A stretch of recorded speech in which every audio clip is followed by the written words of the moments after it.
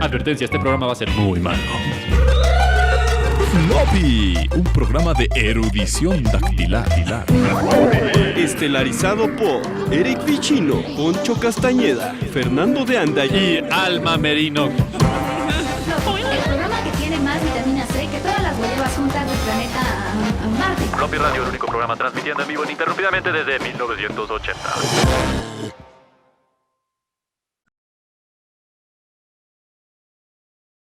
Hola, ¿qué tal amigos? Bienvenidos, iba a decir buenas tardes, pero quién sabe si es buenas tardes, buenos días, buenas noches. Esto es irrelevante en el mundo de la internet. Estamos aquí de regreso con otro floppy, que según yo es el floppy número 15, pero no está Eric en este momento para decirnos si es 15, 16 o 13 o el número que sea. Lo importante del floppy del día de hoy es que tenemos con nosotros al mítico, al unicornio de floppy. El Chelas está con nosotros para acompañarnos. El unicornio de floppy está con nosotros justamente para acompañarnos en este recorrido que Fer va a tomar el mando en este momento. Pero no sin antes recordarles que ya saben, si nos están escuchando, compartan esto, Spotify, YouTube o donde sea que lo pongan, pónganlo en Facebook si son viejitos como nosotros. Y pues ya arrancamos con el tema, Fer. ¿Qué es lo que tenemos el día de hoy? Pues vamos a hablar justamente de cómo inició todo, cómo algo que era como entre imposible e improbable sucedió. Y ahí vamos. ¿Ya está en pantalla completa? ¿O sí? No. Ya. Ahí Bueno, está. yo ya la veo. Listo, Fer. Ahí está mejor, ¿no? Ok. Ahora, nada más para recapitular lo que decías, Fer. Todos los que están ahí en esas fotos han hecho cosas imposibles e improbables. De hecho, Todos. sí, se juntó gente muy loca para hacer este proyecto. Sí. Aquí el más importante de todos, pues sería el señor Ed Catmull, ¿no? Sí.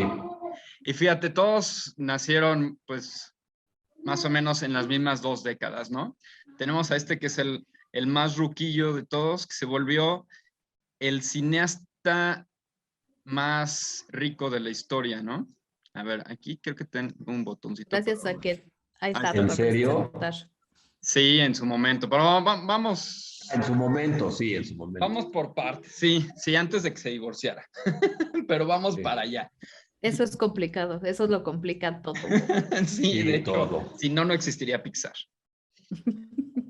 Entonces, vamos a empezar con Ed Catmull. Ed Catmull, esta foto de su infancia no es de su infancia, pero no había fotos de su infancia, así que es un niño de la Segunda Guerra Mundial. Y ya. ¿Es un X? ¿Es un niño X? Not really, Es un niño al que estamos haciendo famoso. Sí. Él nació justo cuando estaba cayendo la bomba, ¿ok? Y en los años 50, él se siente muy inspirado por Walt Disney, por justamente los procesos de producción de animación, y pasaba todos los domingos viendo justamente este programa, The Wonderful World of Disney. Y él empezó a meterle un montón de trabajo a dibujar mejor. Se empezó a volver un buen dibujante. Y en esa época, en los años 50, en los que había como un boom económico en Estados Unidos, después de la Segunda Guerra Mundial y de la Gran Depresión, había 2 figuras que eran como los personajes a seguir, que era Walt Disney y Albert Einstein. Entonces, él viendo que no había una carrera de animación, imagínense, cuando yo estudié en el año 2000, no había una carrera de animación. En los años 50, O sea, hace 60 y 21 70, pues imposible, ¿no? Sí, yo cuando estudié no había una carrera de animación en México, pero sí en Estados Unidos y en Francia. Cuando él iba a estudiar, pues no había nada en Estados Unidos ni en Francia, en ningún lado, ¿no? Entonces, él decide mejor meterse a estudiar física. Y, Porque tiene todo el sentido. Claro, porque Sí. tenía, te digo, 2 ídolos. Los ídolos en ese momento eran Disney y Einstein. Entonces dice, bueno, si no puedo ser Disney, seré Einstein. Y entonces... Tiene lógica, sí, tiene lógica. Sí. Aquí está, ¿no? Estudia física y... Ay, espérate, se salió.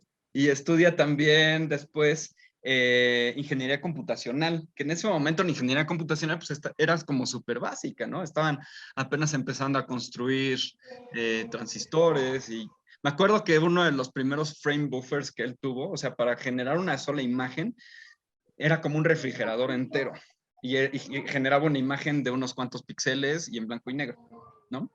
Entonces, en la Universidad de Utah, él logra hacer este primer gran experimento que lo hizo para una clase.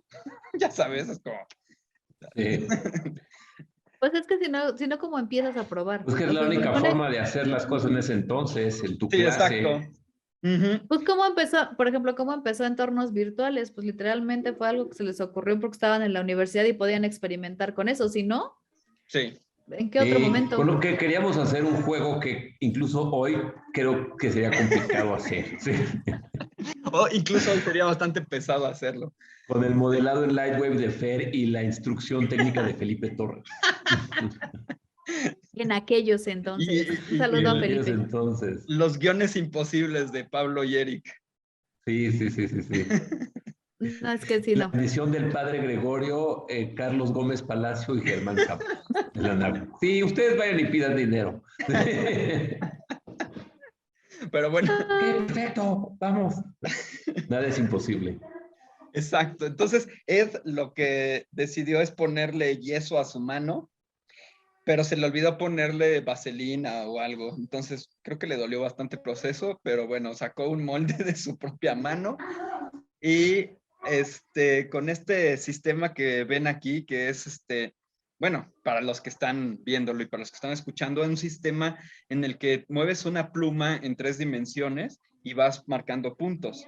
Y esos puntos quedan marcados en el software que él mismo desarrolló para generar polígonos, para generar al final, pues este primer trabajo de una mano que giraba, ¿no? Que era como algo súper avanzado en ese momento. Claro, porque además estás viendo el movimiento real de la mano. Sí, La y lo verdad que sí está interesante es muy que bien. tenía suavizado el shading de los polígonos. O sea, los polígonos no se ve el borde exacto entre un polígono y otro, sino que están integrados en sus tonos.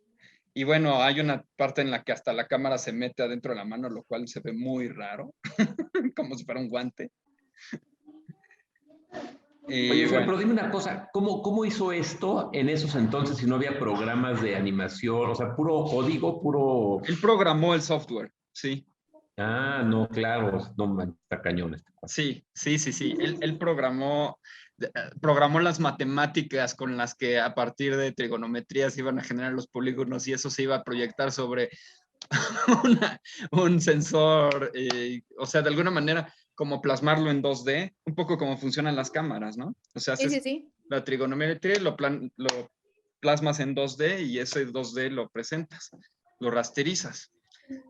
Pero pues Oye, sí. y un fun fact de este cuate, que no sé si lo vas a mencionar después, pero siendo él, creo yo, el cerebro técnico atrás de Pixar, más que John Lasseter, es el que menos se le ha dado spotlight. Incluso no hace mucho leí un artículo donde estuvieron John Lasseter y la gente de Pixar en una rueda de prensa hablando de Disney y todo ese show, y Ed Catmull no estuvo en la rueda, o sea, en el panel, pero sí estuvo sentado hasta atrás en el auditorio. Sí, Y pues, nunca lo llamaron, así como que Ed Catmull, ven aquí, da la plática.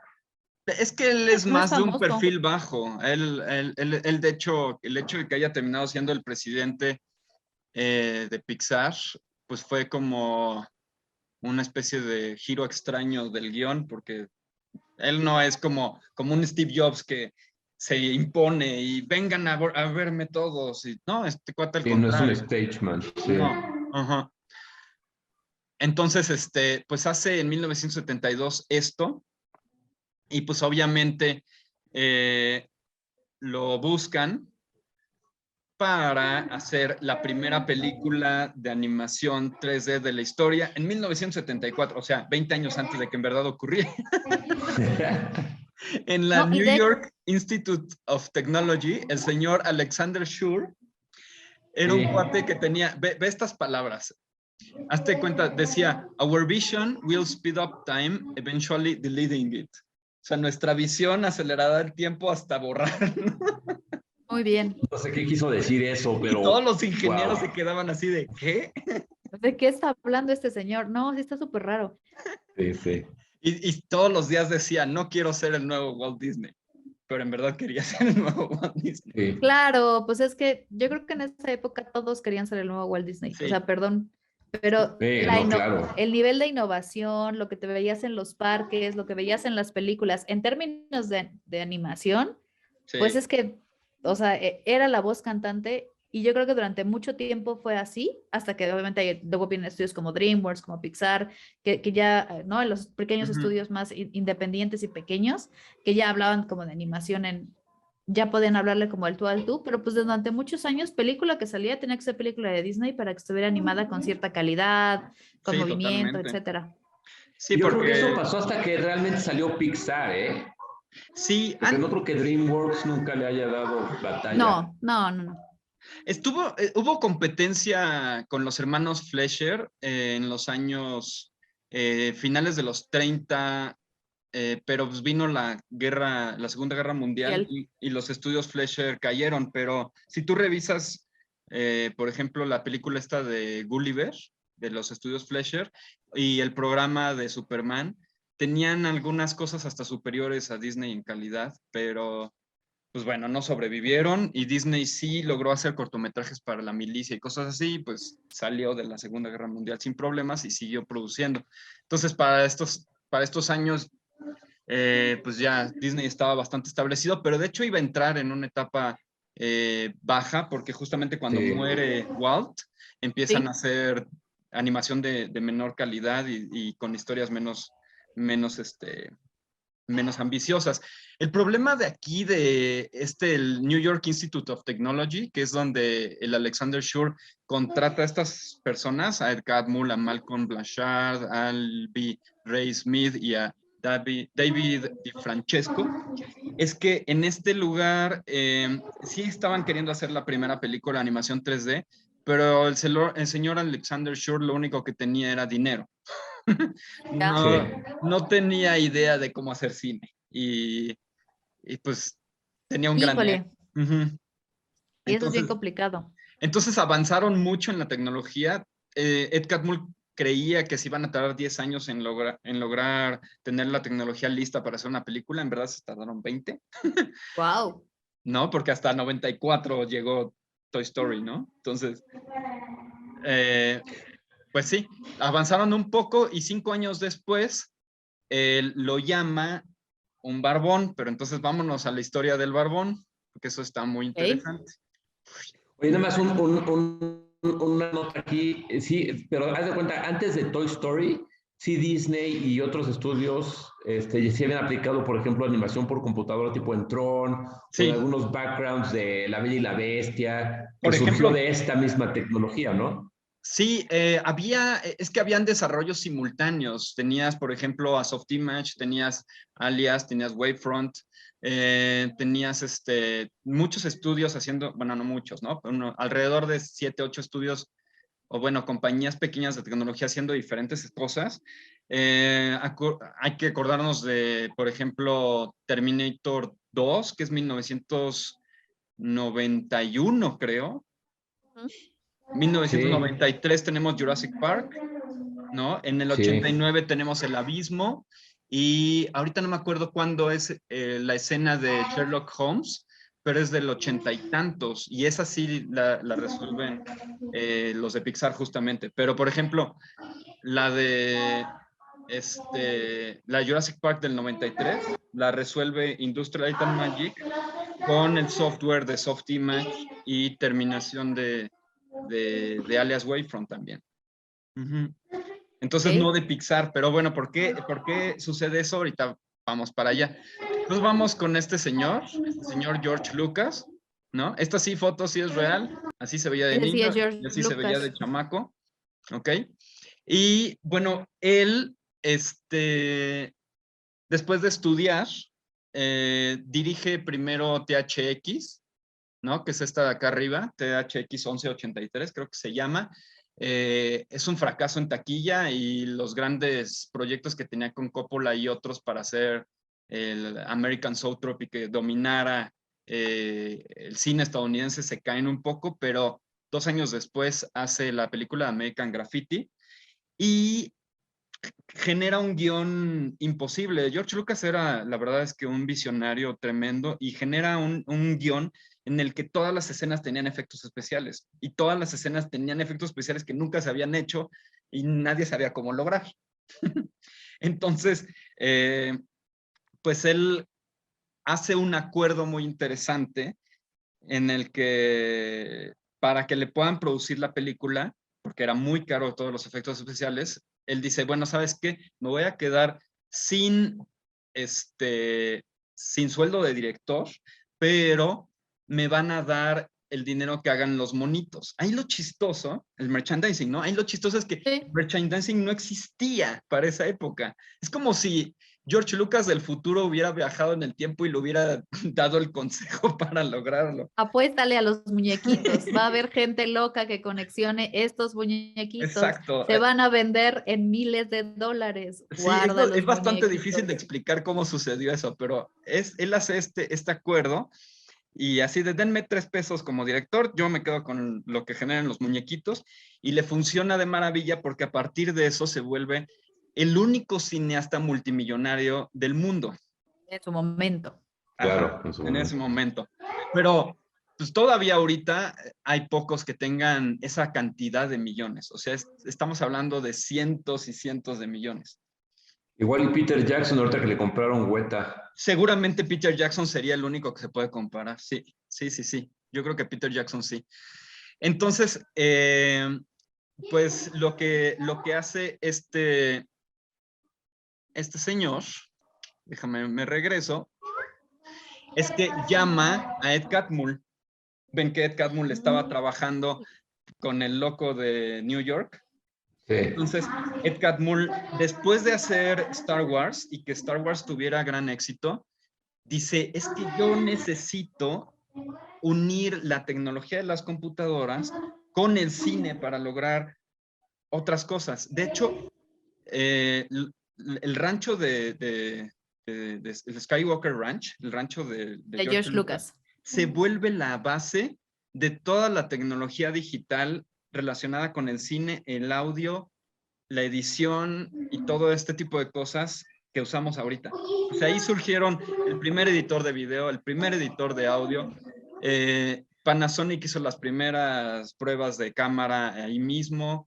O sea, pero bueno. Pues entonces, sí está cañón. Por ejemplo, que ahorita sí nos está pusimos a cañón. investigar cuánto es como el net worth que le llaman de George Lucas. Está evaluado en $10,000 millones. O sea, 10 billion dollars. O sea, 10,000 millones. O sea, Sí está voy a cañón. hablarle. Y es una barbaridad. es filántropo. Hay que ver si dice, oiga, no le interesa un proyecto que mire, se llama Floppy. Sí. Sí. Tomando en cuenta que Disney lo compró, ¿no? O sea, la lana que le pagó Disney por Star Wars fueron Exacto, por 6,000 Star millones de Wars. dólares. O sea, Sí. independientemente de eso, ya debe haber tenido como unos 3,000 o 4,000 él solito. Sí. Pero bueno, en esa época eran cientos de millones, todavía no eran miles. Sí, Pero sí. ponle que Vamos. tuviera 300 o 500 millones y con eso empieza... no, aquí ya déjame regreso. Es que lo que te digo que todo es... Para los que lineal. no nos están viendo y solo nos están oyendo, Fer odia con todo su corazón. La linealidad Prezi. de Prezi. Es lineal. Yo necesito algo más necesita el caótico. caos. Sí. Ok, entonces, bueno, ¿qué sucede, no? Habíamos dicho que estaba aquí en el 74 en esta onda de Nueva York y en el 79, o sea, 2 años después de que George Lucas hubiera hecho Star Wars, busca a los mejores ingenieros en imagenología que existiera, ¿no? Entonces, habían unos cuantos y lo interesante es que los empezó a llamar a todos y todos decían, cuando al final le preguntaban, bueno, ¿y conoces a algún otro ingeniero? Todos decían, no, pues la verdad es que no conozco a nadie, no sé qué. Y cuando llega Ed Catmull, pues con toda la humildad, después de explicar todo lo que había hecho, que es el que más había logrado, al final le preguntan, bueno, ¿y conoces algunos más? Y empieza a dar nombres. Ah, sí, conozco a tal y a tal y a tal, y te puedo dar los números por si los quieres entrevistar también. Y eso fue lo que hizo que George Lucas dijera, yo lo quiero a él. Y entonces a él lo pone como director de esta parte de hecho, él ya también era manager del Instituto de Nueva York, y aquí ya lo pone a coordinar a estos ingenieros que estaban trabajando en imagenología en Industrial Light and Magic, ¿no? Entonces, lo que está como muy locochón de todo esto es que este sueño de crear grandes cosas por George Lucas se ve interrumpido en el momento en el que surge un quiebre amoroso. Y el amor. Sí. El amor lo vendió. Resulta que a George Lucas se le ocurrió la loca idea de irse a mitades a la hora de casarse. Y entonces, en el momento en el que viene el divorcio se llama creo que Marcia o Mayra, ella fue la editora de Star Wars. De hecho, se llama Marcia Lucas. Marcia, ¿verdad? Marcia Lucas. Estuvieron casados del 69 al 83, aquí en El Chisme Caliente. Exactamente. Entonces, en el 83 se pelean y George Lucas le dice, pues, si quieres la mitad de mi imperio, lo único que vas a tener es dinero, no vas a tener ninguna empresa. Sí, eso fue bien hecho. Me lo voy a decir que ahí, bien por George. Sí. Eso, bien por George. Porque el dinero, como sea, pues si no lo sabes usar, se te acaba. Pero la empresa sigue traduciendo dinero, claro. Exacto. Entonces, pues lo que sucede con eso es que entonces, pues los tres changos que estaban alrededor de una computadora muy sofisticada y complicada, de pronto se empezaron a ver como un lastre para la economía de un Muchacho que acaba de perder la mitad. Acababa de perder la mitad del dinero. Entonces, empiezan a tratar de buscar compradores. Asignan a unos abogados que los describe Ed Catmull como un par de gemelos trajeados, ya sabes, así como que sí, pues sí. Se mezclaban entre ellos y hablaban igualito. Very Ivy League, dirían los gringos. Ajá. Y que no tenían absolutamente la más mínima idea de lo que era Pixar. Entonces, lo que hacían estos dos abogados es que tomaban listas de compañías tecnológicas, les hablaban por teléfono y les decían, pues mira, tenemos aquí unos cuantos ingenieros con una computadora sofisticada y queremos vender. Es casi que, mira, tengo esto, ¿cuánto me das? Como el compro usado, ¿no? Ajá. Eso sí, mira. Un compro usado high-tech de Silicon Valley. Exacto. Compro compañías usadas. En Facebook Marketplace los puso. Sí. ¿Dónde entregas, neni? Punto medio. Entonces, pues los estaban tratando de malvender. Ya estábamos en 1984, ponle. Y algo sucede también con nuestro favorito de estos, bueno, a mí me cae regordo, con el señor Steve Jobs, que después de haber fundado Apple en 1976, en el 85 le sucede esto. Una patada en el trasero y lo corren. ¿Ok? Entonces, ¿qué sucede? Pues Steve Jobs tenía muchísimo dinero y tenía muchas ganas, de alguna manera, de demostrar que lo que había hecho Apple era él. O sea, que él era el que realmente estaba generando. Quería venganza. Así es. Quería venganza. Crudo y vil. Quería venganza. Quería vengarse. Entonces, en una feria de computación, pues estaba ahí montado el stand de Pixar, ya sabes. Bueno, cabe decir que para esta época ya Pixar se llamaba Pixar. entre los ingenieros una vez se reunieron y como que decían, es que no nos gusta que nos llamemos la división tecnológica de la computación imaginológica de Industrial Machine, ¿sabes? Era un nombre muy largo, muy feo. Muy feo. Entonces, a alguien se le ocurrió un verbo en español, ya sabes, brincar, trabajar, pixar. El verbo de hacer píxeles en español. Claro, porque pixelear hubiera sido muy largo. Exacto. Muy largo. Ujú. Entonces, pixar está en español. Y pixar es verbo y no sustantivo, diría Arjona. Arjona. Arjona, justamente. Híjole, qué profundo, qué profundo. Y qué mal que citaste a Arjona en floppy. Es para Mira, ser incluyentes. Sí. Aquí está muy Pues estás padre. dando un sneak preview de la siguiente floppy, va a ser sobre Arjona y cómo Sobre musicalizan Arjona. juegos. De hecho, así le iba a poner al título al programa. Pixar es verbo y no sustantivo. Está muy bien. Ah, eso está bien. Qué bueno, Fer. Ok, ¿cómo resolvía Ed Catmull? Bueno, me regreso. Ok, entonces, en 1985 ya, bueno, desde el 84, antes de que corrieran a Steve Jobs de Apple, en el 84, Steve Jobs se encuentra a Ed Catmull en una feria de tecnología. Entonces estaba ahí en el stand y estaba ahí presentando sus videitos y se detiene Steve Jobs y le dice, de todo lo que hay aquí, lo tuyo es lo mejor.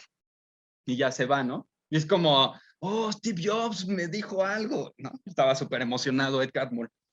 Entonces, a partir de allí, después de que lo corren en Apple, empieza a hacer llamadas al Skywalker Ranch para tratar de ver qué onda con Pixar. Entonces decía, mira, a ver, tenemos unas computadoras poderosas, tenemos gente súper inteligente, entonces tal vez podría sacar mi Apple II, ya sabes, o sea, mi segunda compañía Apple, que le diga a Apple que soy mejor que Apple. Entonces, lo que sucede es que hay como varias discusiones en las que él quiere crear esto y al final no se genera porque Ed Catmull no quería hacer una computadora de hardware, perdón, una compañía de hardware. Entonces lo que termina sucediendo es que funda Steve Jobs Next con otros ingenieros. Entonces ya que se le había quitado la locura de hacer Next, entonces ya estaba listo de escuchar a Ed Catmull con sus ideas. Entonces Ed Catmull llega y le dice, es que lo que yo no quiero hacer computadoras, lo que quiero hacer son películas. Y entonces Steve Jobs así ¿de qué estás hablando? Y al final, pues sí, Steve Jobs compra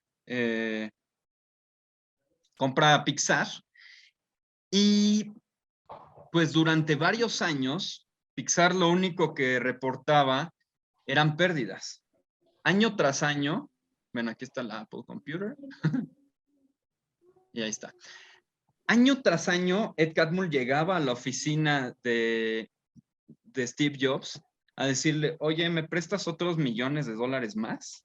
Se cree que Steve Jobs tenía entre 100 y 200 millones de dólares después de que lo corrieron de Apple y que gastó en Pixar 54. Entonces, estaba que se arrancaba los pocos pelos que le quedaban en la cabeza. Sí, pues sí, ¿cómo no? Porque pues, Pixar no generaba nada, generaba un montón de premios Oscar por el mejor cortometraje, de repente hacían anuncios que si para General Motors, que si para... de hecho, no les platiqué, General Motors estuvo a punto de comprar Pixar, imagínense. Como Pixar tenía un sistema en el que generaba imágenes 4K y ese mismo sistema lo usaba, por ejemplo, Disney para pintar cel shading de forma automatizada. O sea, ya no...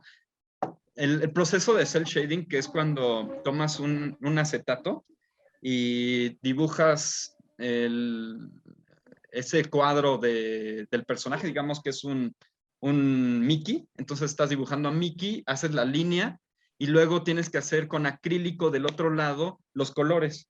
Ese proceso normalmente lo hacían mujeres porque son mucho más cuidadosas que nosotros.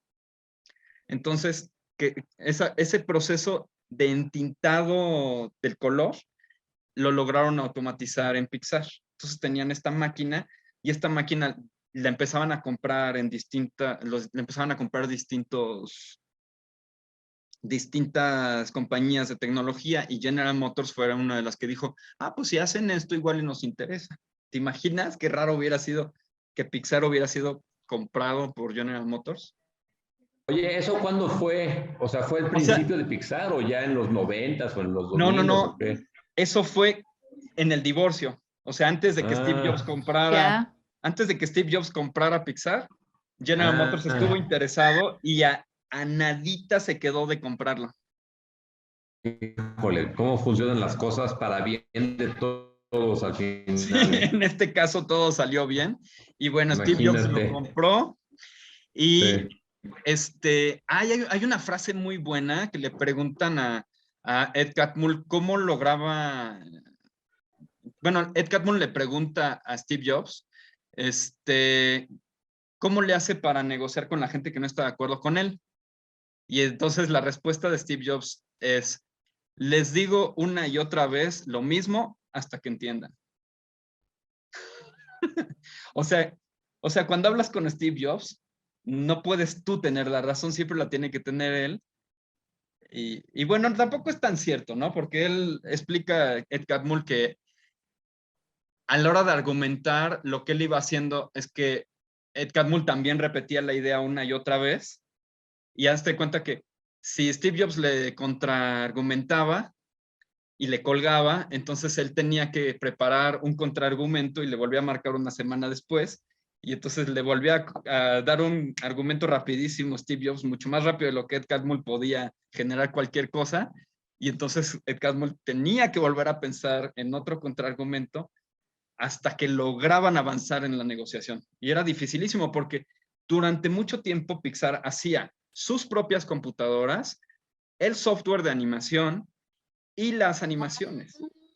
No, pues está cañón. Las computadoras de Pixar eran las más caras de la industria, eran más caras que las Silicon Graphics, así que no se vendieron nada. Pero Steve Jobs seguía enfrascado en la idea de hacer computadoras, mientras que Ed Catmull era así de, no, tenemos que hacer películas. Y Steve Jobs, no, tenemos que hacer computadoras. Y así estuvieron por años. Hasta que Ed Catmull pudo convencerlo de que tal vez por el lado en el que estaban ganando premios, podía. Era el lado del dinero, pues sí. A ganar dinero, sí. Entonces, para lograr eso, pero hay una cosa que no les conté. El chisme. El chisme. Este gordito de aquí. De todos los cuatro, no hemos hablado de este gordito. John Lasseter. Es el más importante. Sí. No. Ed Catmull es el más importante. Bueno, pero... Estás hablando con Fer, que es fan. Es el storyteller de Pixar. Sí. La verdad. Ok. Es el Disney de Pixar. Eso es justo es a lo que iba a decir. Y tienes todita la razón. Oye, él es el Walt Disney. Los tengo que dejar porque tengo otra reunión a las 4, pero si cuando termino siguen, te mando un WhatsApp y me vuelvo a conectar. Tú solo conéctate y ya. Aquí seguimos. Aquí estaremos. Gracias. Órale. Bye.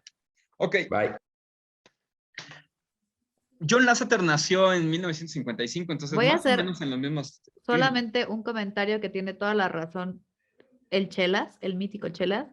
Sí es cierto. O sea, yo sé que estás clavado con el tema de la tecnología porque te encanta el tema del hardware y los cables y las cosas cómo funcionan. Pero este cuate yo creo que es la mitad del éxito de Pixar. Ah, sí. La mitad, o sí. sea, sí es el Disney de Pixar. La mitad, sí, pero no es el más importante. O sea, no es el más importante. Es que si Ed Catmull no hubiera sido, es que hazte cuenta, el otro puso todas las semillas y este hombre le dio dirección. Pero si el otro no hubiera hecho todo lo que hizo, hubiera sido imposible. 50-50. Yo creo que es 50-50. De hecho, 50-50. Ed Catmull lo único que necesitaba era encontrar a un John Lasseter. Podría haber sido John Lasseter o podría haber sido otro. Pero tendría que ser un storyteller. Ajá, y había otros, ¿no? Claro. Ajá. De hecho, ahorita vamos a ver, por ejemplo, aquí hay otro, ¿no? En CalArts, al ladito de él estudió Brad Bird. Brad Bird y John Lasseter estudiaron en la misma en el mismo salón y que es el salón A113 que seguramente han visto por todos lados en las películas de Pixar. Entonces, podría haber sido John Lasseter, o podría haber sido Brad Bird, o podría haber sido cualquier otro buen storyteller que hubiera tenido, por ejemplo, Disney, ¿no? ¿Qué sucedía aquí? Me voy a regresar un poquito en la historia. Cuando estaba todavía Ed Catmull dentro de las oficinas de George Lucas, los de Disney se daban sus vueltas. Y bueno, pero déjame Mira, nada más para que, antes de que avances de aquí, porque mucha gente tal vez no conoce, dice, bueno, ¿quién es Brad Bird? Y fue así de Brad Bird. Ah, sí, Brad Bird. Brad Bird, para que se den una idea, él es el director de películas como Ratatouille exacto, y Los Increíbles. exacto. Entonces, ha ganado Oscar por mejor película de animación. Él hizo ¿no? Y también la 20,000 de Iron cosas. Giant, ¿no?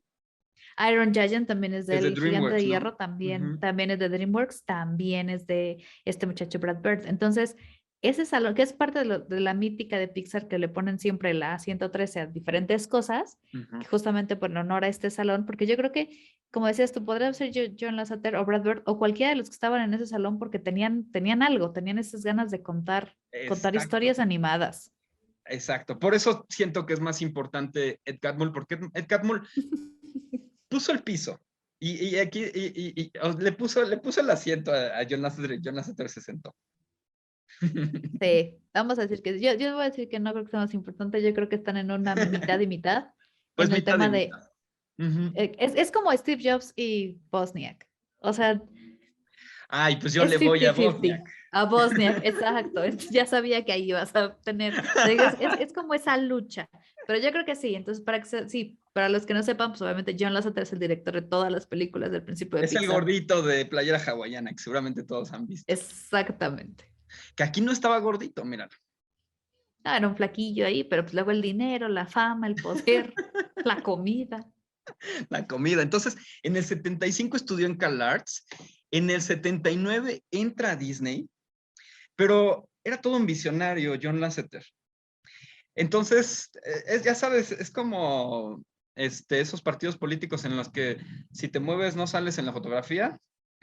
Casi, Para el casi. 83, él generó un cortometraje que estaba impresionante. Justo, te digo, ellos iban a visitar, Disney, estos animadores de Disney iban a visitar seguido las instalaciones de Skywalker Ranch.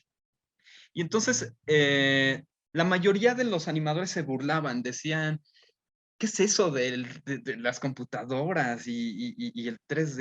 Eso no es arte. Nosotros somos los que dibujamos. La computadora nunca va a hacer nada. Ya sabes, siempre era el pleito como que es que la computadora hace. Todavía en pleno 2021 hay gente que cree que la computadora hace. Y bueno, tal vez pronto va a empezar a hacer, pero ese es tu programa. Pero es otro, ese es otro programa del que vamos a hablar la próxima Ese es el semana. que sigue.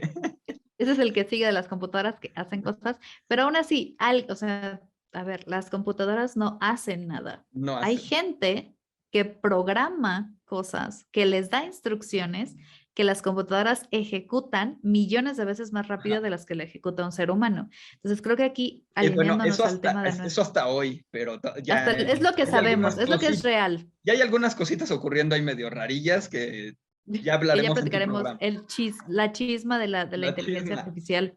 Entonces, Pero digamos que volviendo al tema de aquí, ajá, en el 83 se le ocurre a John Lasseter hacer un cortometraje de Where the Wild Things Are, del libro de Where the Wild Things Are, en el que la cámara es una cámara virtual y se está moviendo en un ambiente 3D, mientras que los personajes son dibujados. Entonces, la verdad, visualmente está impresionante. Esto que para los que están en YouTube, esto que les estoy mostrando es como el layout, o sea, la prueba de imagen antes de terminar. Y les voy a poner cómo queda rápidamente para que lo vean. que para los que no sepan cómo se anima, porque esa parte es importante, no crean que la gente empieza dibujando, o sea, no empieza con los muñequitos que se mueven.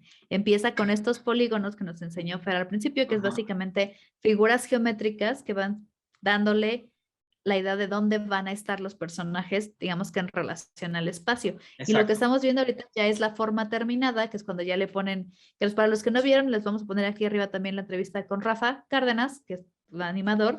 Eso es lo que él hace, es hacer todo, digamos que estos polígonos y estos trazos, y se acuerdan que nos hablaba de lo que era que si el shading y que si le daban los forms y que luego pasaba a otras áreas, esas áreas son las que terminan de darle pues estas formas, ¿no? Y Sí. completar una animación. Son muchas una cadena de muchas personas generando esto, pero en ese momento nuestro amigo Lasseter pues se le ocurrió esto, ¿no? Y ahí lo Ajá, puso. y entonces lo que vemos, para los que están escuchando en Spotify, estamos viendo una escena en la que la cámara está recorriendo todo.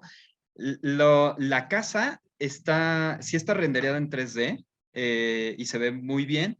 Los personajes están animados en 2D y todo está perfectamente integrado, pero para Disney esto fue un avance demasiado fuerte. Para la Sí. gente que estaba en Disney, porque ya no estaba Walt, para la gente que estaba en Disney, esto fue demasiado y lo corrieron. Ah. Es que les voy a Entonces, decir una cosa, es que es complicado, Fer, porque mira, sí. siempre que hablamos de innovación y sobre todo en el mundo del arte, porque Sí. les guste o no les guste, el cine es el séptimo arte, y tiene sus diferentes categorías, ¿no? Y hemos hablado aquí mucho de cine de terror y de los monstruos y todo esto, pero cada innovación que llega implica que mueves algo de la zona de confort, y eso nos pasa hasta nosotros, como nosotros mismos, ¿no? Te compras una silla nueva y empiezas a extrañar la vieja, aunque la vieja tenía un resorte que se te enterraba en una pierna, ¿no? Y empiezas, no, pero mi otra silla, como que ya tenía, ya me acomodaba. Siempre pasa, y creo que eso es parte de la magia de esto, que estos visionarios se atreven a hacer cosas que obviamente mueven el status quo y pues que a mucha gente no le parece, ¿no? Sí, pues acuérdate que General Motors terminó aplastando todos los coches eléctricos que alguna vez... ¿Sí supiste toda esa historia o no? No, creo que no. ¿No? Antes de que surgiera Tesla, de hecho, 8 años antes de que surgiera Tesla, ya existían los coches eléctricos a la venta del público y se vendieron bastantes en Los Ángeles y en San Francisco y eran muy caros. Se llamaba EV1, Electric Vehicle One. Y el EV1, ya sabes, lo andaban manejando directores y actores y bla, bla, de Hollywood. Pero estaban bajo un contrato de leasing, así que seguían siendo de General Motors. En algún momento, seguramente alguna petrolera habrá hecho alguna llamada telefónica y entonces General Motors recogió todos esos coches, que cada uno valía como $1,000,000 o algo así, y los aplastaron. Pues sí. Y luego llega Tesla y les dice, aquí está mi coche, copien. Ajá, y durante 8 años ya no hubo coches eléctricos importantes. Imagínate.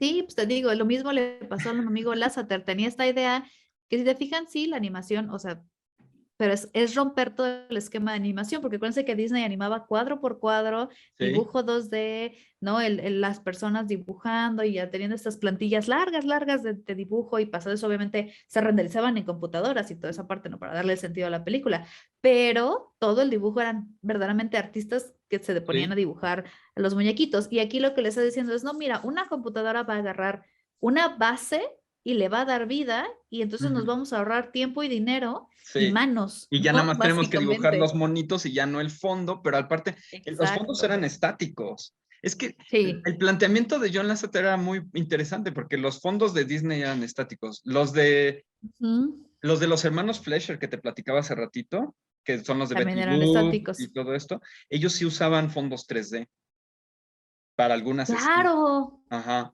Claro, tienes razón. Algunos cortos de Betty Boop tienen fondos 3D, es impresionante. Ajá. Sí, Pero... y además se movían y atrás pasaban cosas mientras ella Sí, estaba. es que era una maqueta que estaba allá y ponías un vidrio y sobre el vidrio ya ponías el celuloide, entonces tenías... Sí, era una locura. Era como el multiplano de Disney, pero estaba aún más avanzado, siento yo. Entonces, En bueno, términos de tecnología, yo creo que sí. sí. Entonces lo corren Y y pobre Lasseter. pues, ay, bueno, aquí dice double click to edit. ¡Pup! Entonces, lo que sucede después es que se va a un café. Estaba en un café, pues deprimido, echándose su malteadita, y pasa Ed Catmull, y pues Ed Catmull lo conocía porque John Lasseter se había dado sus vueltas ahí en Pixar y ellos le habían ayudado a hacer el corto y todo. Sí. Lo vio triste, desolado, supongo. No se dio cuenta de que estaba triste. Llega y se ponen a platicar. Y entonces le dice, ¿cómo vas en Disney? Y, no, súper bien, que no sé qué. No le dijo que ya lo habían corrido. Y Así, entonces bien. el Catmull le Tras dice, la lágrima corría. uy, he estado pensando, en Pixar necesitamos un animador. Necesitamos alguien que sepa contar historias.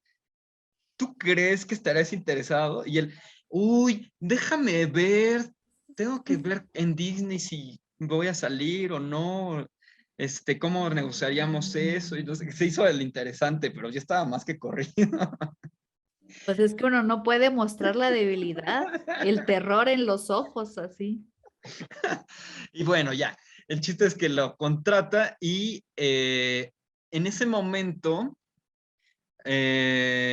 hacen justamente el primer corto interesante, ¿no?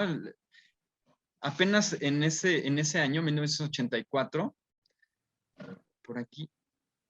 Hay uno que vi que aquí decía, Pee-wee, creo que se llama, ¿no? mira, encontré varios aquí de un amigo Lasseter, de ver qué era lo que había hecho en el 80. Yo creo que el que te refieres es el que le ayudaron a hacer en Industrias Light and Magic. Se llama El joven Sherlock Holmes, porque dice animado por No. computadora en Industrias Light and Magic. Sí, sí, ese sí lo animó también él. ¿Ese de qué año es? ¿83? 85 dice. 85. Y hicieron un corto. Es que esa es una escena, pero hay un corto. A ver, ahorita. Perdón. Ahí está, no se apuren. También dice que participó en, miren, aquí te voy a decir a ver qué te late. Obviamente, La pequeña tostadora valiente Ah, sí. fue artista en esa en el 87. En La Bella y la Bestia fue productor ejecutivo, dice 3D Version, en el 91. Y en el 92 hizo una que se llamaba Porco Rosso. Y ya en el 95, pues contó la historia. Porco Rosso, o sea, Gracias. trabajó con Miyazaki. Sí.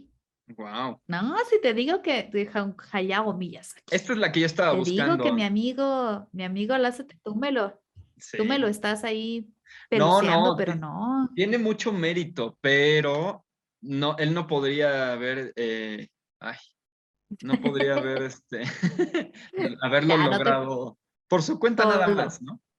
No, pues tenía trabajo para cuando está haciendo esto. Ah, mira, The Adventures of Andrew and Wallaby. Esta es Sí, la no, que yo pues no, decía. ya Esta no es la que yo decía. Y tenía. 2 años después crea Luxo Junior, que se volvería el emblema de la lamparita de Pixar. Ay, la lamparita, que es tan Sí. bonita, que es que aquí tenemos Pixares por todos lados, pero la lamparita no sé dónde está. Por aquí está. Bueno, entonces estábamos en que Ed Catmull ya trabajaba con Steve Jobs, ¿no? Y entonces ya trabajaba con ellos también, obviamente, John Lasseter.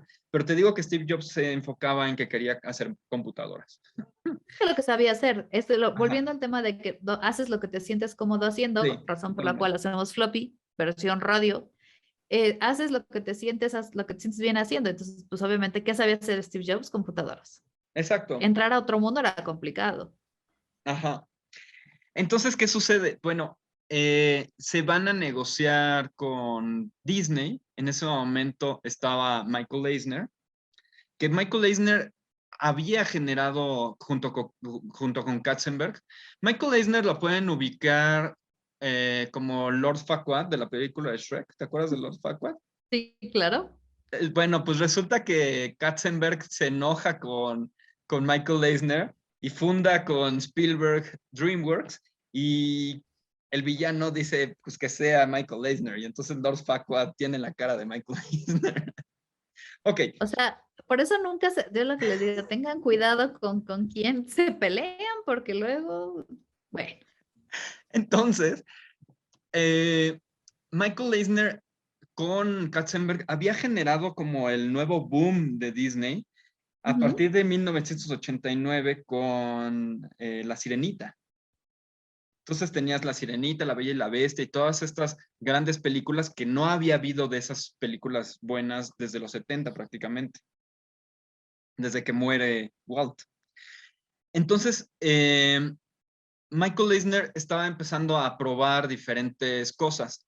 Probó con Nightmare Before Christmas. Era la primera vez que hacían una película completa en stop motion. Y Y entonces, oscura.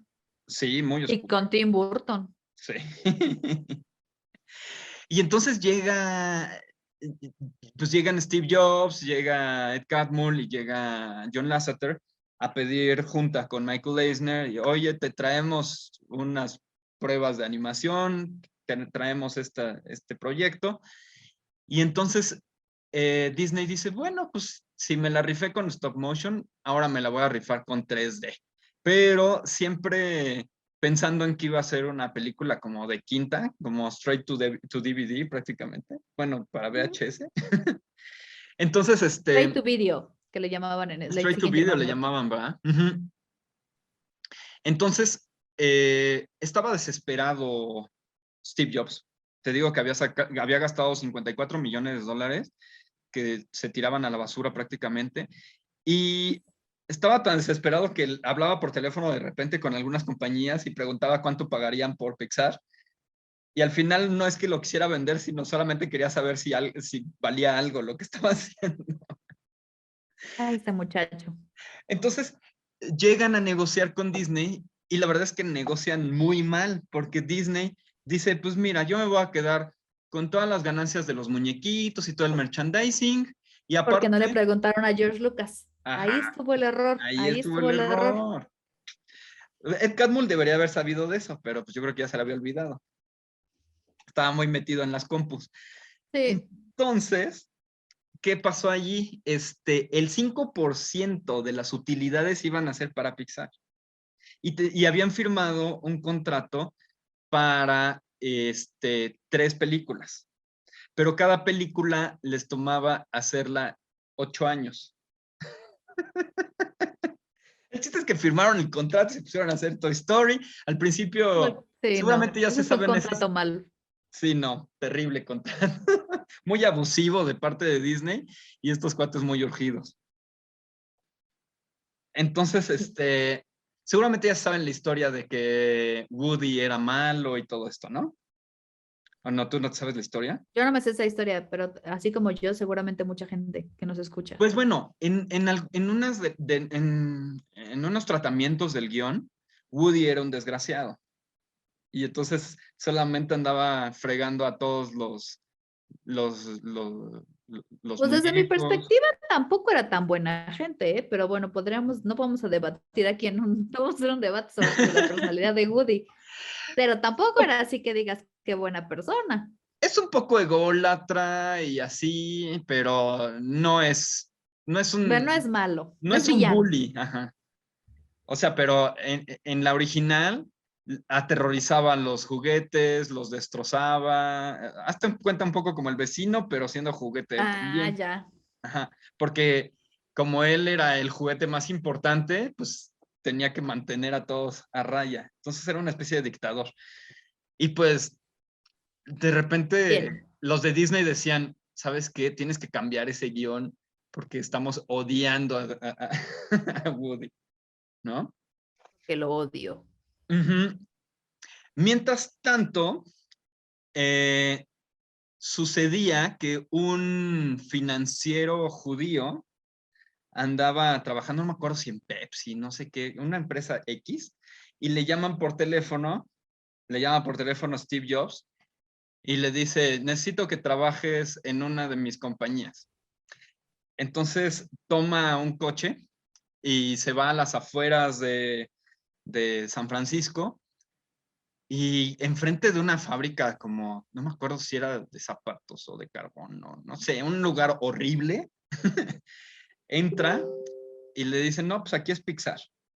Y pues puros sillones rotos y todo. Así era Pixar, así era el Pixar en el que le había dado dinero Disney. Y entonces le piden que se sienta en una sala tipo de cine medio destrozada, se sienta y le ponen play a la prueba de animación que estaba ahí y era una prueba de unos cuantos minutos de Toy Story y se le cayeron los calzones. Este cuate se Sí, pues llamaba sí. Andrew Levy, según recuerdo.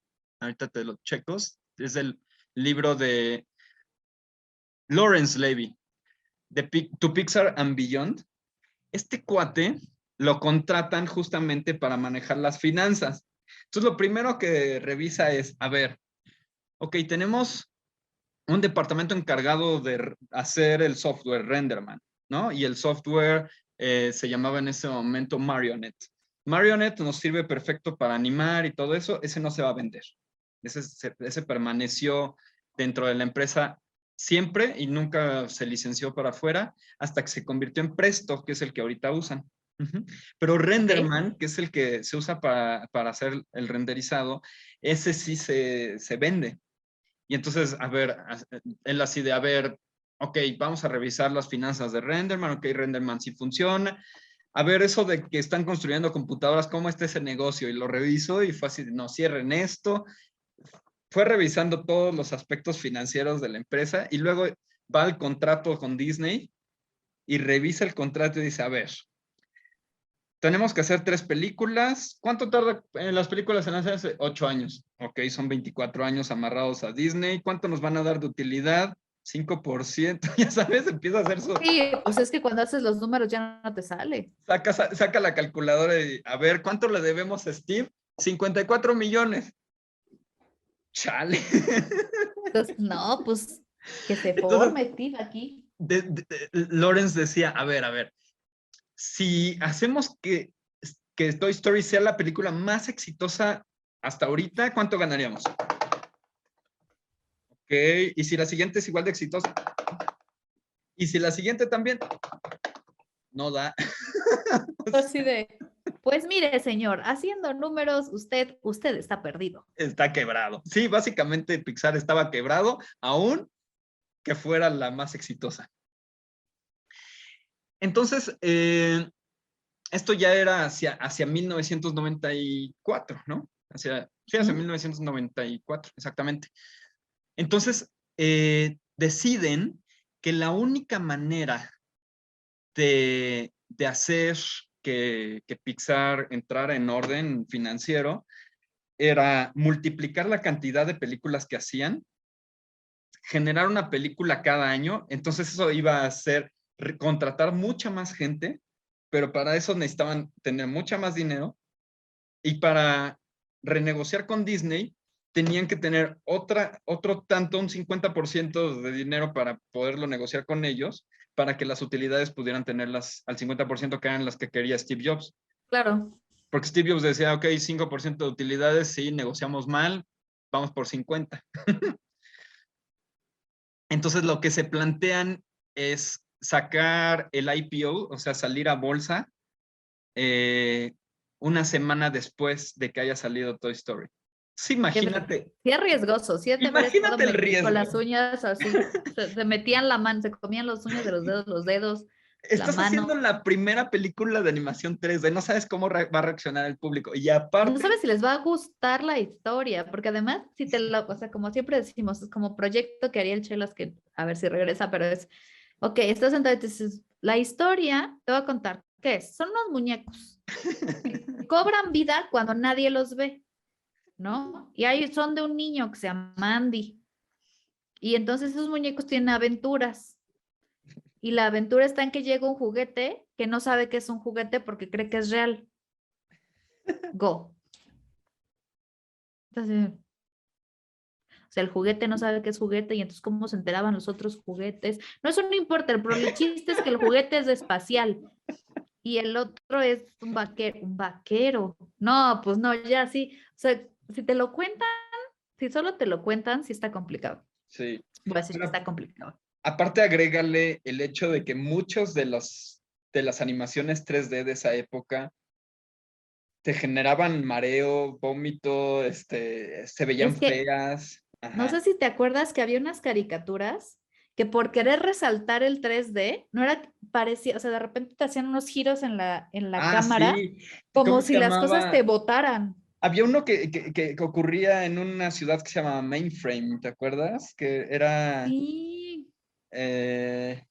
Y también estaba uno de Transformers Animal Beasts o algo así. Algo así. Yo te digo que la imagen que yo tengo antes de Pixar de 3D es estar viendo la tele y estar como que estaban jugando con esto. Me acuerdo perfecto que era como que en el juego de la cámara volteaba la cámara muy rápido y se veía como un pie que, o sea, que parecía. Obviamente era la pantalla plana, pero te daba la impresión como que de repente cambiaba y era mareante porque pues estaban Claro. jugando con muchas cosas que entiendo que fueron los pioneros, ¿no? Y tienen su mérito, Sí. pero pues lo que hace Pixar no tiene comparación. ¿Te Es acuerdas del- estético. ¿Te acuerdas del güero de MTV? Había un güero que se reía Ay, y sí. ese sí era de los primeros 3D también, era una cosa Ay, tremendamente bizarra. era horrible, sí, no. No, es que, o sea, entiendo, pero como digo, o sea, entiendo que el mérito que tienen todos estos es ser pioneros, Ajá. los pioneros de una industria que después ya ahorita genera millones de dólares y ya ahora sí ya vemos 3D con lentes que se salen de la Exacto. pantalla y eso es otro 3D, como dice Fer, pero Ujú. pues todos esos le dieron pie para que existieran compañías como Pixar y DreamWorks, ¿no? Que después se vuelven la competencia. Sí. De hecho, DreamWorks sí existía, pero nada más había hecho El Príncipe de Egipto cuando sale Toy Story. Y el Entonces, Príncipe de Egipto es como 2D con 3D, ¿no? Muy raro. tiene poquito 3D. Prácticamente Tiene muy todo es poquito 2D. 3D. Ajá. Gran película, que si no la han visto, véanla. Sí. Creo que un día tenemos que hacer el siguiente floppy que hagamos va a ser películas animadas que pocos vieron, pero que deberían ver. Oh, sí. En esa época Esa también es una de Fox esas. intentó cosas y también había también 99% 2D y algunas escenas 3D con 3D. Anastasia, ¿te acuerdas? Sí. La toma del Anastasia. coche, la toma del coche en la que la Cuando cámara... están bailando, hay una escena de baile, ¿no? Si no mal recuerdo, que Pues tiene esa, 3D. yo me acuerdo la de La Bella y la Bestia, pero tal vez en Anastasia hay una parecida, no recuerdo bien. Tal vez estoy pero la Anastasia también, que es de Fox, también es una gran animación. Que Ujú. canta Thalía, por cierto, la voz de Thalía. Eso es lo que yo sé de esa película. Fer les cuenta los aspectos técnicos, yo les cuento que era Thalía la que cantaba. Bueno, entonces, pues sí, nadie sabía qué iba a suceder. Sale a bolsa Pixar y Pixar. recaudan incluso más que Netscape. Es el IPO más grande de ese año, 1994. Entonces, fue un super mega éxito. Que Y para los eso- que no sepan qué es Netscape, era un navegador. No, Tienes hay que toda la decirlo, hay razón, gente, sí, hay gente que decirlo. no sabe qué es Netscape. Sí, Netscape era un sí. navegador así como Chrome y así como, que era Opera o Safari. Opera, todo eso. Safari, exacto, Mozilla, Firefox, eso era Netscape, ya no existe, ni lo busquen, ni lo intenten. Netscape, de hecho, cobraba. Y ese fue su Su error. acabose. Ujú. No lo vio venir, no le vio el potencial. Pero también ese es otro tema de qué ganan dinero los navegadores, de muchas cosas, muchachos, de muchas cosas, pero Netscape cobraba por usarlo, es verdad. Sí. Entonces, ¿qué sucedió? Bueno, pues sí, ya sale Toy Story. Después vendría A Bug's Life, o sea, una historia de bichos. Y es interesante. Ay, bichos, qué buena película. Es muy interesante porque ahí DreamWorks se adelantó. Ahí, pues, se dieron cuenta de que venía esa película y dijeron, si le metemos mucha lana y mucha tecnología y voz Y de mucho Woody watts. Allen, podemos sacarla 2 meses antes. Y entonces sacaron Hormiguitas. Bueno, Que también es una gran película, Ants. sí, pero justo generó que casi nadie fuera a ver a Bug's Life, porque todo el mundo fue a ver Ants, y todavía nadie sabía qué era Pixar, bueno, excepto unos pocos. Poquitas personas, sí. Sí. Entonces, yo estaba muy enojado, por cierto, de que DreamWorks hubiera hecho eso, pero nadie se enteraba. El chiste es que sí, todo el mundo fue a ver Ants y A Bug's Life fue un pequeño fracaso. Y después vendría Toy Story 2. Hay una historia muy interesante de Toy Story 2 de Pixar, no sé si te la sabes. ¿Cuál es la historia? ¿Alguna vez, te contó alguna vez Eric que una vez no sé qué hizo, sí, quería formatear un USB y Formateó sin todo querer- su disco duro. Sí, Ajá. lo recuerdo las lágrimas, la sangre, el dolor y el sufrimiento de Eric. Ok, ahora imagínate formatear Toy Story 2. No. Sí, O sea, eso pasó. pasó. Eso Mira, pasó. para los que no sepan, Eric en algún momento dijo, exacto, quería formatear una USB y formateó todo su disco duro. Que fue, bueno, ahora nos reímos porque tuvo solución, bueno, una solución parcial, creo que perdió un hígado por recuperar la información, la mitad de su hígado lo perdió en ese momento, pero no me imagino lo que costó recuperar la película. Ok, pues te cuento. Resulta, todo esto está en el libro de Creativity S.A. y el otro libro también de From Pixar to Beyond. Esos dos libros están buenísimos, se los recomiendo. Entonces, en el de Creativity S.A., que lo escribió Ed Catmull, platica que en Toy Story 2 ya iban, ponle una tercera parte, tal vez cerca de la mitad. Ya llevaban una buena cantidad de escenas y pues ahí usan Linux. Porque pues ya sabes, ¿no? O sea, Steve Jobs le mete lana, pero sabe que su sistema operativo no es tan bueno, entonces mejor metes Linux. En computadoras que tampoco son Apple, ¿no? Porque tampoco Pixar anima en Apple. Pero es que, a ver, vamos a hacer un paréntesis cultural a lo que está diciendo Fer, que luego también podremos, si les interesa, pónganos en los comentarios si quieren un programa de por qué Mac no es tan bueno. Ah, mira, ahí está el muñequito que le mandé a Fer. Pero una de las cosas que es cierto es que, a ver, el hardware y el software de Mac no son de trabajo. O sea, si ustedes quieren editar videos, si ustedes quieren editar audio, si quieren hacer animación, o sea, de manera más profesional, vamos a decirlo así, no, o sea, no. No. Es deficiente en el consumo de los recursos. Es hardware y software bonito. Exacto, y funciona para lo que funciona, que es para que diseñen, se vea chido y esté padre. Pero la verdad es que sí hay tecnología especializada para esto, justo como la que tenía Pixar, ¿no? Exacto. En Pixar tenían tecnología especializada y usaban, obviamente, pues como eran programadores, no iban a estar usando un sistema operativo parcial, sino uno completamente abierto como Linux. Y pues alguien la regó. Así como existe el format C2 en Windows, existe el equivalente... Sudo. ¿Tú te lo sabes en Linux? El sudo. ¿no? ¿Sudo? Sudo. Pues sudo bueno. significa, cuando tú pones sudo en la consola de Linux, que es SUDO, no lo pongan, no lo usen, básicamente le dices a la computadora que te obedezca a ti, entonces tú puedes hacer sudo delete C2 y borra todo y no te pregunta, porque le estás diciendo pues, que te obedezca. Ese es el comando, sí. Bueno, alguien hizo alguna burrada y borraron el arreglo de discos duros principal. Entonces entraron en pánico y dijeron, ok, bueno, lo bueno es que tenemos un sistema de respaldo que se respalda en la noche.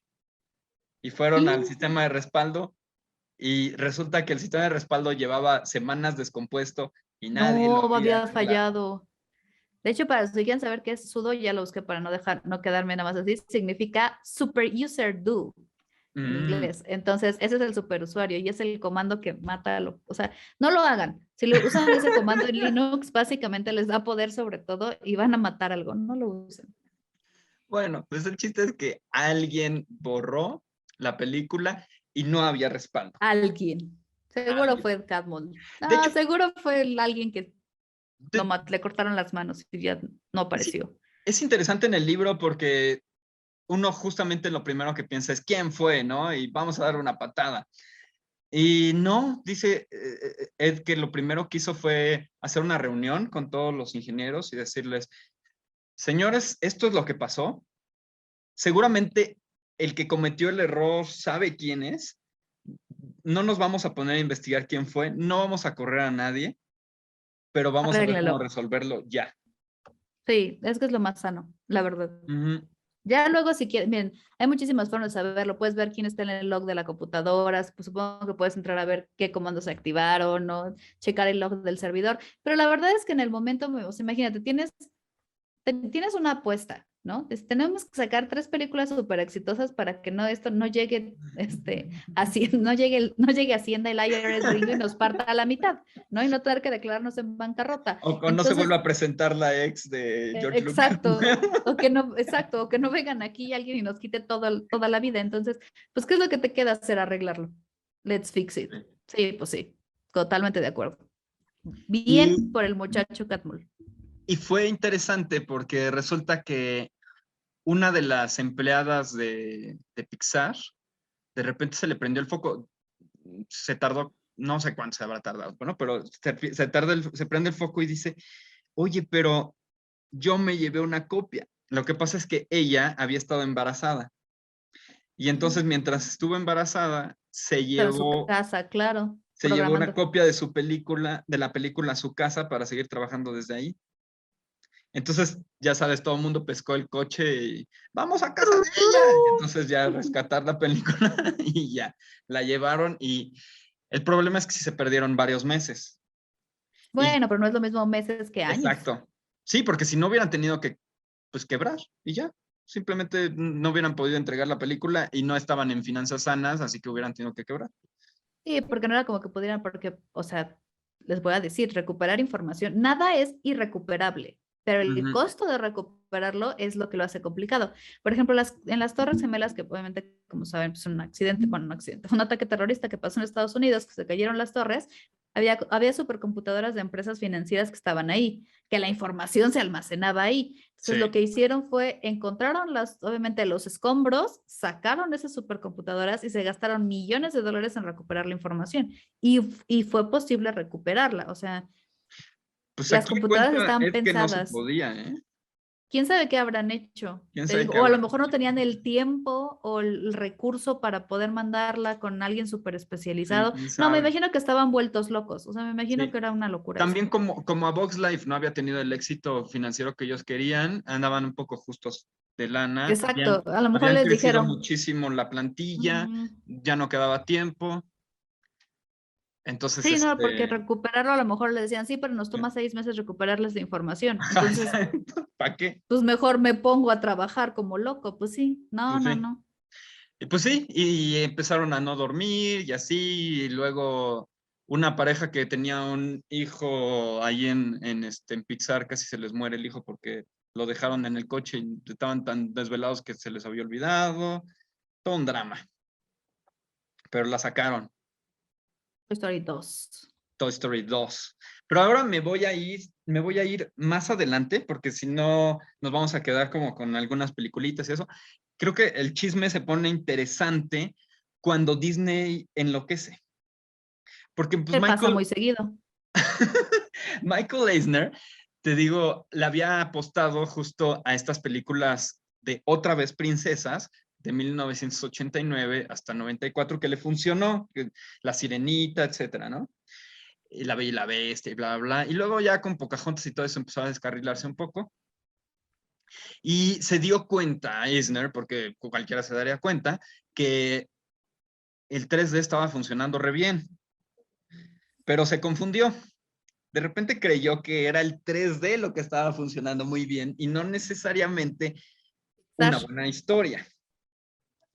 Entonces, enloqueció completamente y corrió a prácticamente todos los animadores tradicionales que llevaban ahí trabajando, pues, ¿qué te late? 60 años, ¿no? Ay, es que de veras que luego, bueno, no voy a decir más. Y los que se quedaron tenían que aprender a usar software de La animación 3D. 3D. Imagínate lo difícil. ¿Sabes? Aquí le pasó lo mismo y lo tuvimos esta conversación hace unos años. ¿Te acuerdas de Miyazaki? Ah, sí. Que también quiso hacer que los animadores, pues Miyazaki hace 2D, todo el mundo lo sabe. Claro. Hayao Miyazaki, Estudio Gilby, hace animación 2D, son especialistas en animación 2D, pero tuvo una locura de querer entrar también al mundo 3D e hizo lo mismo. Quiso hacer que animadores 2D aprendieran animación 3D y fue un fracaso. O sea, Ah, no, pero te refieres a la última película que hizo su hijo, ¿no? no me acuerdo exactamente cómo es la Sí, historia, solo sé que Estudio sí. Gilby quiso No, hacer esa sí, transición no y fue, les costó ajá. mucho trabajo, Sí, no muchísimo fue, no trabajo. fue, no fue culpa de Miyazaki. Miyazaki siempre se resistió, fue su hijo. Ah, pues soy Ben, Y, por eso no y- les den las películas a sus hijos. no hereden sus imperios a sus hijos. No hereden sus imperios. Es que exacto, ahí está el error. Hagan Sí. sus imperios, pero herédenselo a un consorcio que tenga una visión que los lleve al éxito. No nomás al hijo, nomás porque sí, muchachos, pónganse Pero listos. no sé si un consorcio, porque los consorcios también son rebrutos, porque el promedio de la inteligencia de todos termina en una visión así como hay que volver a sacar tal cosa. No, necesitas encontrar a un genio y no está Estos fácil. encontraron, sí, es complicado. Vamos a decir que es complicado. Vamos a Vamos, decir que es no, no complicado. voy a, no voy a negar esa parte. Pero se volvió loco y Se volvió dijo, loco. anime en 3D. Esto es en el año 2000 más o menos, ¿no? Y para el año, creo que 2003, 2004 más o menos, por ahí de Los Increíbles, pues las diferencias entre Pixar y Disney se vuelven irreconciliables. Sí. Y entonces Pixar se queda sin distribuidor. Ya no estaban firmando un nuevo contrato y Pixar no tenía con quién sacar la distribución de su siguiente película, que era justamente Los Increíbles. Y Disney empezó a hacer Toy Story 3. O sea, imagínate, no lo estaba haciendo Pixar, lo estaba haciendo Disney. Pixar no Qué sabía locura. qué es lo que estaban escribiendo. Y pues hicieron ahí su departamento de animación y todo. Y entonces, pues en Disney se empezaron a dar cuenta de que algo estaba muy, muy, muy mal. Y el sobrino de Walt, Roy Disney, decide hacer una revuelta. Me acuerdo perfecto. O sea, fue una manifestación ahí tremenda para salvar la empresa. Y pues se le unieron muchísimos empleados y muchísimos familiares y muchísima gente para que se fuera Michael Eisner. Entonces, pues ya Michael Eisner renuncia y entonces escogen al que es Bob Iger. Y Bob Iger en ese momento lo primerito que hace es como, ya soy director. Bueno, toma el teléfono y le habla a Steve Jobs y le dice, oye, no solo quiero que retomemos negociaciones con Pixar, quiero comprar Pixar. Tan, tan, tan. Y entonces el Pixar que le había generado deudas y dolores de cabeza a Steve Y Jobs, el tumores y calvicie. lo pudo vender en $7,000 millones. Y es súper interesante porque los dos genios, que son Ed Catmull y John Lasseter, que habían hecho ahí la Superman cuerna, terminan siendo los nuevos directores de Feature Animation de Disney también. Que originalmente a los dos Disney los mandó al carajo. Exacto. Pero miren, la vida es la vida da vueltas. Lo decía la gran Celia Cruz, no hay que llorar, la vida es un carnaval, muchachos. Y entonces lo primero que hacen, pues es, bueno, les habla Steve Jobs, ¿no? Y les dice, oigan, nos quieren comprar. Y lo primero es la resistencia, ¿no? John Lasseter así como se andaba ahorcando con sus camisas de hawaiano y así de, no, a ver, vamos a hacer que esto funcione. Y entonces, justamente la negociación los llevó a que ellos serían no solamente los directores de Pixar, sino los directores de Feature Animation de Disney. Entonces, toman el avión en ese momento, se lanzan a Disney,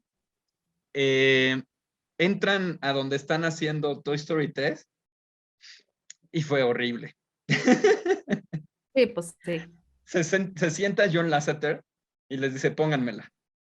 Y todos así de, no. Y se la ponen y se levanta enojadísimo y dice, vamos a tener que volverla a hacer. Pero no allí. No, claro. Entonces, disuelve toda disuelve y reintegra de alguna manera ese grupo de personas luego en Feature Animation y se meten en ese momento a las oficinas de Feature Animation de Disney. Resulta que eran oficinas frías, cuadradas, lineales, Feas. etcétera. No sé si ustedes han visto imágenes de Pixar, pero en Pixar te dejan adornar tu lugar de trabajo con peluches y todo, y te dejan ir como con pijamas y todo el mundo anda con los pelos de colores y cosas muy locas. Y todos los caminos tienen como una alfombrita que te llevan a los espacios que ocupaban John Lasseter y Ed Catmull, para que de alguna manera todo el mundo estuviera interconectado. Entonces, cuando llegan a Disney, se dan cuenta de que pues las estaciones de trabajo son grises y sin chiste, que todo es cuadrado, que por un lado están los creativos en un edificio, por otro lado los escritores en otro, por otro lado los storyboardistas, por otro lado los animadores, o sea. Entonces, lo primero que hace Ed Catmull es decir, a ver, necesitamos que todos los equipos estén trabajando juntos, que todos los caminos lleven a las oficinas de Ed Catmull y John Lasseter, que todo el mundo pueda decorar su espacio y que haya intercomunicación entre todas las personas y todos los departamentos. Entonces cambian Claro. todo eso. ¡Prrrón! Y una cosa aún más importante, o sea, digamos que tú escribes tu película y escribir tu película no es escribirla en texto, sino escribirla en storyboard. Entonces tú escribes tu película en storyboard y haces tu animatic, y entonces presentas tu animatic, que es como una versión de la animación muy burda, la presentas y necesitas la retroalimentación de otros directores, de otros escritores y de otros animadores. Entonces se juntan ahí todos y empiezan, oye, pero ¿por qué Woody dijo tal cosa? Oye, pero si en el acto 1 se generó tal cosa, ¿por qué en el acto 3 no cierras ese arco? Y ya sabes. Entonces, ya me acordé, se llama Trust.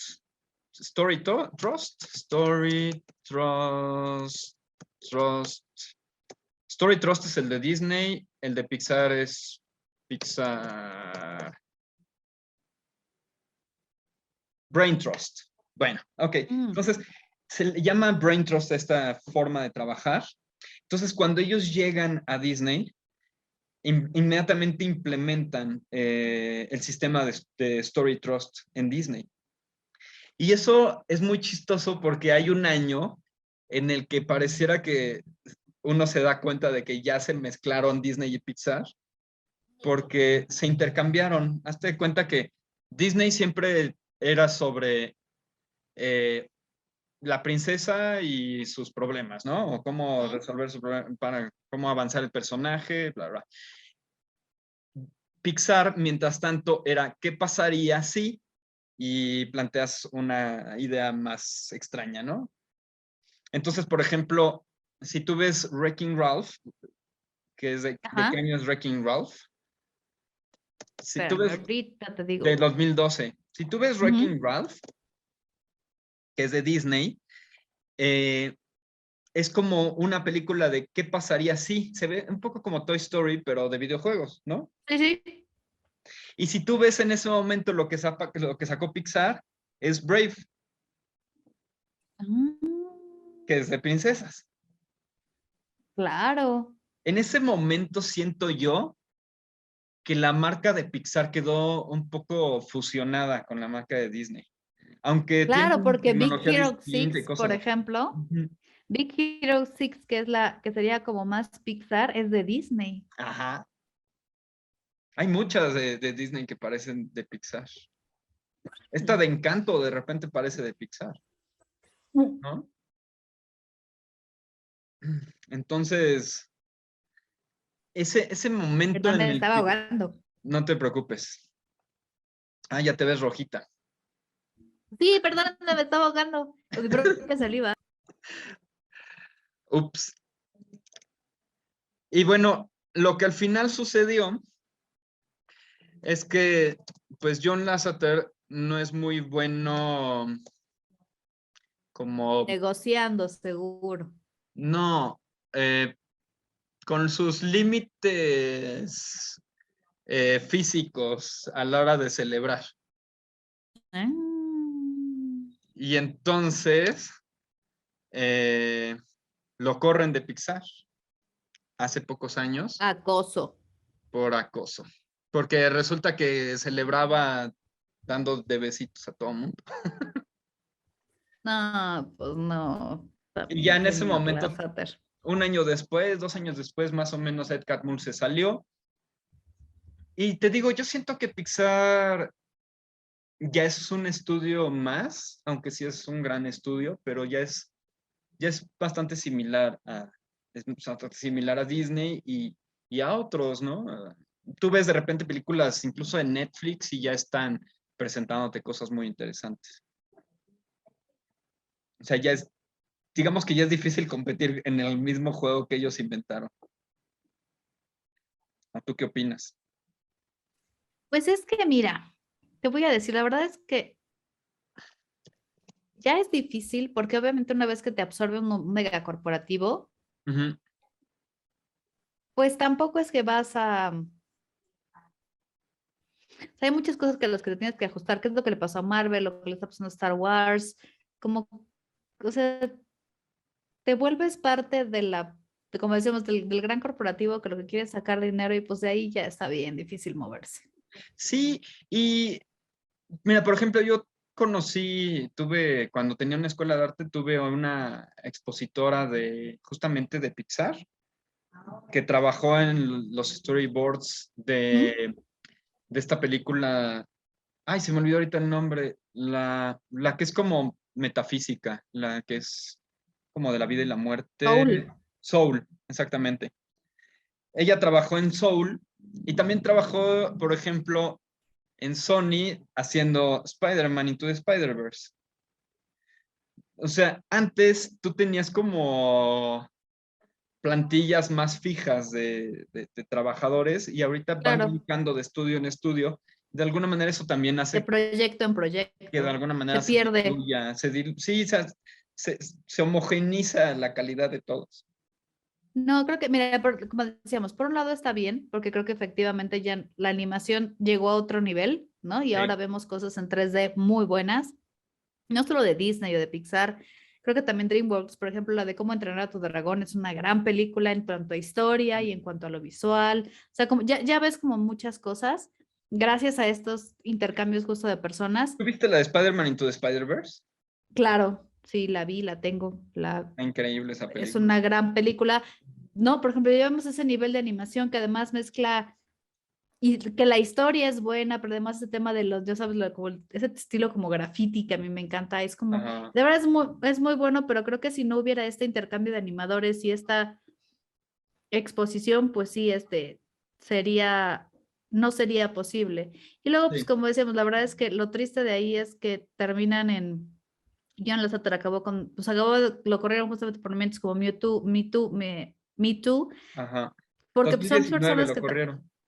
en 2019, porque son personas que no sabían de límites, ¿no? O creían que, incluso, pues no conozco a John Lasseter, seguramente, o sea, no, seguramente el señor es un genio, pero pues estas cosas como que oscurecen la historia de alguien, porque pues obviamente el trato con las personas es lo más importante, eso siempre lo vamos a decir.